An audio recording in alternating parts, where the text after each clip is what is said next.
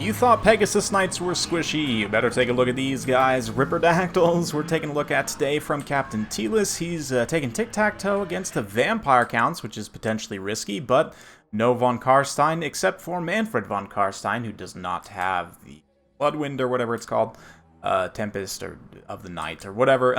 He's got Fellbats, Vargulfs, zombies up front, some Graveguard with great weapons, and 2 Necromancers on Unholy Lodestones. Actually, 1 Unholy Lodestone, 1 Balefire. Interesting, both with Forbidden Rods for extra Winds of Magic, so all the Winds of Magic with Manfred, obviously.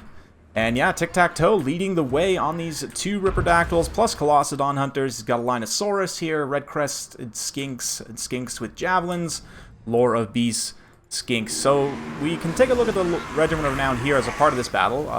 The difference between Colossedon Hunters and regular Rippers is Colossedon Hunters are anti-large, regular Rippers are anti-infantry. So what do you get as these guys kind of fly into combat to rip apart bats, who, by the way, do count as infantry, so the anti-infantry ones will be slightly better here. Great charge bonus with Frenzy, not as good as Pegasus Knights, but still better weapon strength. Only 8 unit models, so maybe it's better to compare them to, like, Hippogriff Knights. We'll check that out later, but great armor-piercing damage, great melee attack, only 32 melee defense, relatively low armor as well, although they are getting a little bit of benefit from Tic-Tac-Toe right now on this Mask of Heavens. Yeah, they do have Rampage, obviously, as well. I believe, yeah, is that maybe just the Toad Rage? Or the, yeah, that's for the ROR there, sorry about that. Getting a little confused, but... So, they offer a lot of damage, essentially, right? Great weapon strength, great armor piercing, great charge bonus. Tic-Tac-Toe himself up to 102 charge bonus with all of his stuff popping off here. Just absolutely crazy. Now... They are very squishy, relatively low HP overall as a unit. You can see like about 4,400 HP total, right? So, potentially, very, very squishy. That low armor, low melee defense, low health means that you do pay quite a bit for a unit that can die very easily, especially to range fire. Obviously, that's not something you have to worry about with vampire counts. And given Tic-Tac-Toe, the Manticore's support up in the air, you know, you might be worried about, like, Terra Geese, which are relatively common in this matchup, but maybe not. Tic-Tac-Toe having to pull away. You can see the Colossedon Hunters have taken a lot of damage already, having been kind of the focus. A lot of people will focus them as they are the anti-large version, but even these quote-unquote anti-infantry boys still have great melee attack and great weapon strength, and absolutely demolishing this Necromancer. Corpse Cart here, this is the Unholy Lodestone as well, the passive healing, whereas the Balefire is over here just getting poisoned, javelin to death. Tic-Tac-Toe charges in once again, and this is essentially a nightmare scenario for this poor Necromancer here. The Graveguard also move in. Toad Rage once again on the Colossedon Hunters. You can see, though, the Rippers are not taking a ton of damage in this engagement because, I mean, the Graveguard still have that great of melee attack against large targets. The Vargulf's also relatively low melee attack, right? There's no Blood Knights here, which would be extremely threatening to Ripperdactyls. Basically, in the case of the vampire counts, you just keep the Blood Knights on the ground, countercharge the Ripperdactyls wherever they come down. But because there's no Blood Knights, all the quote-unquote power units, I mean, there's quite a few mid-tier Graveguard with great weapons, which are trading very well with these Saurus, but, you know, the Vargulf, I guess 74 melee attack with that Dance Macabre active. I didn't see that cast, but without that, I mean, it's okay. I guess 50 melee attack is actually decent enough to get pretty consistent hits on the Ripperdactyls, but not the most weapon strength or splash. But here we're going to see some zombie summons from Manfred as he continues to attempt to hold against the big-jawed Rippers. Man, their faces are kind of hilarious looking with those giant jaw plates. But it's fine. In terms of model count loss, we've got only 1 model down on this unit, 2 models down on this unit, and the Ripperdactyls have half, the Colossedon Hunters have half their unit models. Tic-Tac-Toe's also taking significant damage as well, even just in the, like, kind of incidental engagements against targets which aren't necessarily meant to fight them. You know, and that is the one issue here, but now we see the true effect of anti-infantry. I'll actually keep the health bars up here. So you can see it's not like insanely devastating at first, but once the Ripperdactyls start to actually do attack animations, just watch those Graveguard get absolutely chunked And it's just a terrible engagement for them. Manticore going to be summoned up here for the flying forces of the Lizardmen. Jumps in, finishes this Necromancer, so no more Unholy Lodestone, no more passive healing, and no more extra Winds of Magic for Manfred either, who could definitely use it for some additional summons.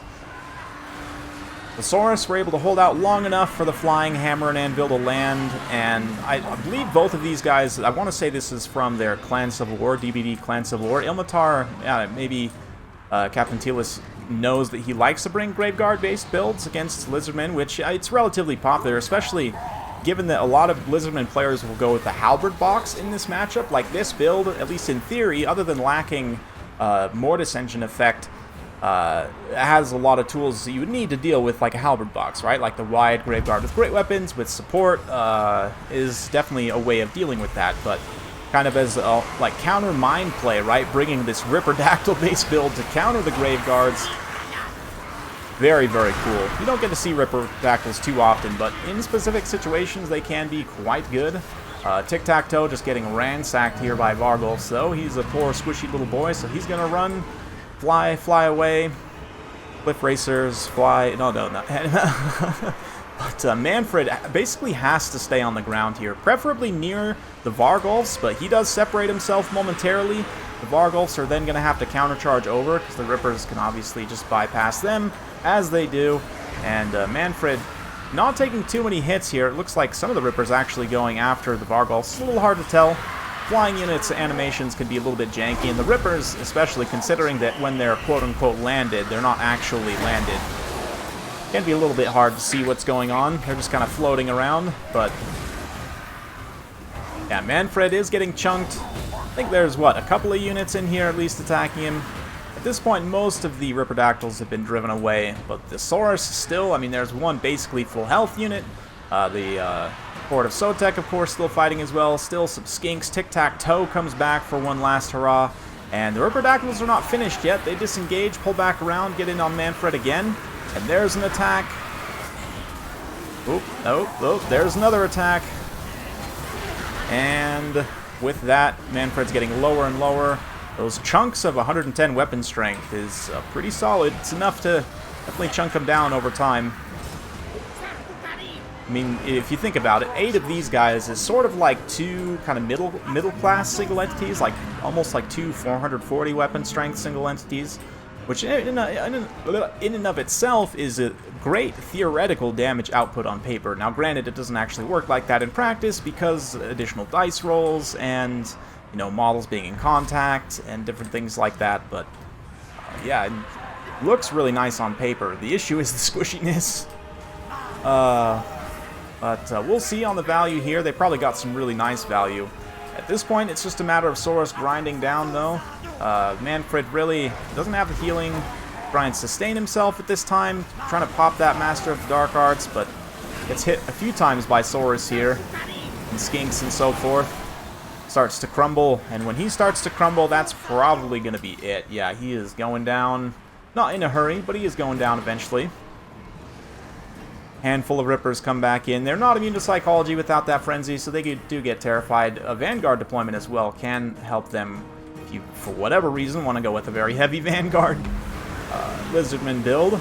They can definitely help you do some nice melee counter-punch, but so often their risk outweighs their reward, and even in situations where they should be good, sometimes due to the buggy animations and whatnot, they can just fail completely. But here they were able to do enough. I mean, quite a bit of XP Chevron action going on. We'll check the value now. But well played to both. A big thanks to Captain Telis for sending this one in. I've got a few others from him I may show, but anyway. Looking at the damage valuations here, both the Ripperdactyls did end up paying for themselves. Colossodon Hunters, not quite, but they were focused very heavily by the Count's resources. But yeah, I mean, pretty solid stuff, all things considered. They did have some good targets to go after. The Graveguard being somewhat limited. The 2 of them do end up paying for themselves, including the Sternsmen, which are just an awesome unit. Great unit. Both the Vargulfs do pay for themselves as well, but most of this other stuff, like the Bats, get hard shredded. Doggos kind of get hard shredded. Zombies, I mean, they're just kind of here anyway. And Manfred does manage to get quite a bit of damage value himself, but not quite enough to win at the end of the day. A Tic-Tac-Toe just eating it on the chin, but that's fine. The Saurus end up grinding out a lot of value as well in that, that melee. Skink Javelin's also doing okay. Keep in mind, of course, Lizardmen gonna have slightly inflated values here because of the healing on vampire counts, but yeah, pretty fun stuff. One of the better uses I've seen recently of Ripperdactyls. The number of units we've looked at recently, you could consider almost like tactical weapons rather than full-on self-sufficient units, like the squig herds that we looked at maybe a week or two ago at this point. And Ripperdactyls sort of fall into that category, right? Like, against specific units in specific situations, they are exactly what you need, but they absolutely have to be deployed correctly, otherwise they will just fail completely. So, obviously, armored infantry is going to be their primary target to go after, but as we saw there, tearing apart the corpse cart, just any kind of isolated, exposed unit that can't get away. Corpse carts are infantry speed as well, so I guess they have that going for them. But let's take Skaven as an example. Ripperdactyls, Skaven's maybe one of the more popular matchups for them, because you can have them come in and just straight up nuke weapons teams right off the bat, and get rid of them. It can be a little bit risky, obviously, with Howling Warp Gale, if your opponent chooses to bring it or not. They're likely to. But you can really get in there and kind of rear charge isolated units, get on the weapons teams, as I mentioned. Skaven don't have a lot of armored infantry, so it's maybe not the most intuitive matchup, but given that they don't have any flying units, their only response is to try and shoot you out of the sky, especially if you have, like a couple Rippers and a bunch of Pterodons. Pterodon's very cost-effective. I would definitely say you want to max them, but I need to think, is it 5 flyers max, 6 flyers max? I would need to double-check the rules and see exactly on this. Maybe you go like 3 Pterodons, 2 Rippers, something like this, but especially if you spread them out, they can't hit all of them at the same time with the Howling Warp Gale, and you should still be able to get through and at least threaten, maybe pull some Rat Ogres away from another engagement into a line of fire or something, various tactical use cases for that. But flying cavalry being able to just bypass defensive lines is quite nice. Issue with Cav factions is countercharging cavalry into Ripperdactyl. This is one of the most effective ways to get rid of them. So like Bretonnia, Empire, I would say Greenskins as well in that regard, like Wood Elves, even Warriors of Chaos. Vampire counts can be risky because of Blood Knights, but Blood Knights are not always brought against Lizardmen. They're not amazing against the Lizardmen Halberd box, so you don't always see them, but I always take them because I like having cavalry builds. Yeah, and Skaven, again, a little bit counterintuitive because of the heavy ranged, and there is some merit to that, but especially, like, if they're shooting your Ripperdactyls, granted, they'll probably get rid of them pretty quickly, but ideally, they're not shooting your other potentially valuable targets as well.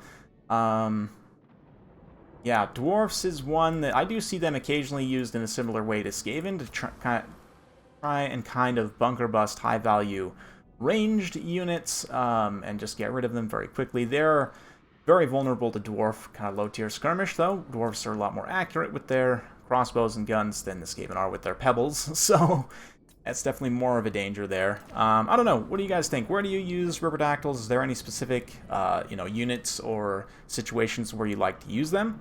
I could definitely think of potentially a few more, but that's it for today. Hopefully you guys enjoyed. If you like this sort of content, be sure to like, subscribe, hit that bell notification button. Every time I upload a new video, you'll be notified. Thanks again. See you next time.